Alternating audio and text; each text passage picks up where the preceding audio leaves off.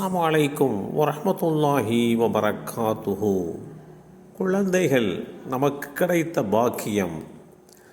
ஒரு மனிதர் அல்லாஹுடைய தூதர் ஸல்லல்லாஹு அலைஹி வஸல்லம் அவர்களிடம் வந்து, ஒரு பெண்மணி நல்ல அழகும் பாரம்பரியமும் மிக்கவள், ஆனால் அவள் குழந்தையை பெற்றெடுக்க மாட்டாள், அவளை நான் திருமணம் முடித்து கொள்ளலாமா என்று கேட்டார்கள். வேண்டாம் என்று பதில் சொன்னார்கள். இரண்டாவது முறை வந்து கேட்டபோது அவரை தடுத்து விட்டார்கள். மூன்றாவது முறை வந்து கேட்டபோதும் அவரை தடுத்து விட்டார்கள். அப்போது அதிகம் அன்பு கொள்ளக்கூடிய, அதிகம் குழந்தையை பெற்றுத்தரக்கூடிய ஒரு பெண்ணை மணமுடித்து கொள், ஏனென்றால் மறுமையில் என் சமுதாயம் அதிகமாக இருப்பதை கொண்டு நான் பெருமைப்படுவேன் என்று குறிப்பிட்ட இந்த செய்தி இப்னு ஹிப்பான் என்ற நூலிலே 4056 என்ற எண்ணிலே பதிவு செய்யப்பட்டிருக்கிறது. குழந்தை பாக்கியம் அல்லாஹ் மனிதர்களுக்கு தந்திருக்கக்கூடிய மிகப்பெரிய ஒன்று.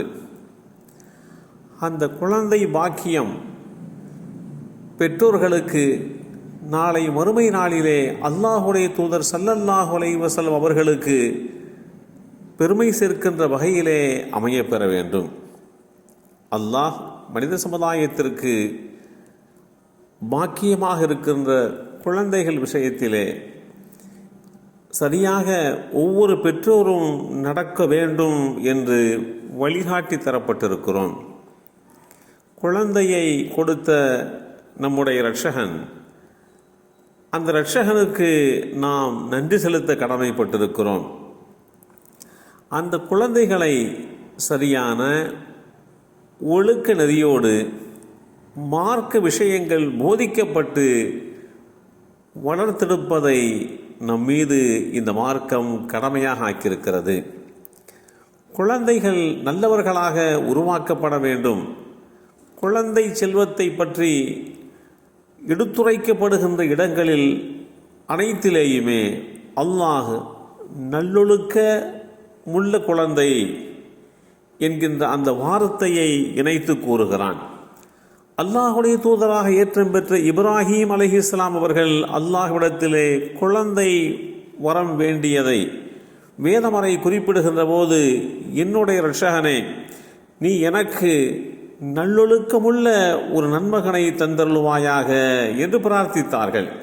அல் குர்ஆன் அத்தியாயம் 37 சூரத்து சாஃபாத் வசனம் 100 இந்த செய்தி இடம்பெற்றிருக்கிறது.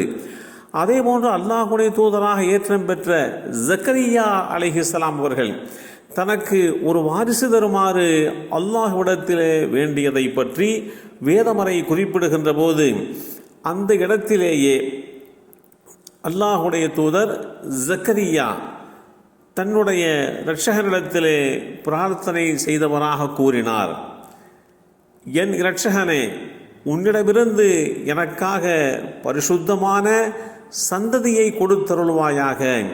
நிச்சயமாக நீ பிரார்த்தனையை செவிமடுத்தருள்பவனாவாய் என்று அல்லாஹுவை குறித்து அல்லாஹ்விடத்திலே பிரார்த்தித்த அந்த பிரார்த்தனை வரிகள் அல் குர்ஆன் அத்தியாயம் 3 சூரத்து ஆல இம்ரான் வசனம் 38 தெளிவுபடுத்தப்பட்டிருக்கிறது. குழந்தைகள் அல்லாஹ்வினால் வழங்கப்பட்ட அடைக்கல பொருள் என்று சொல்லலாம். அந்த அடைக்கல பொருட்களை நல்லொழுக்கமுள்ளவர்களாக உருவாக்க வேண்டிய கடமை ஒவ்வொரு பெற்றோருக்கும் உண்டு. குழந்தைகள் பெற்றோர்களிடத்திலே தரப்பட்டிருக்கக்கூடிய அந்த பாக்கியமானவர்கள், அவர்களுடைய உள்ளங்கள் தூய்மையானதாக, விலை மதிக்க முடியாத மாணிக்கமாக அமையப்பெற வேண்டும். இப்படிப்பட்ட ஒரு நிலைப்பாட்டை நம் குடும்பத்திலே பிள்ளைகளுக்கு மத்தியிலே உருவாக்க வேண்டும் என்று இஸ்லாம் வழிகாட்டி தருகிறது.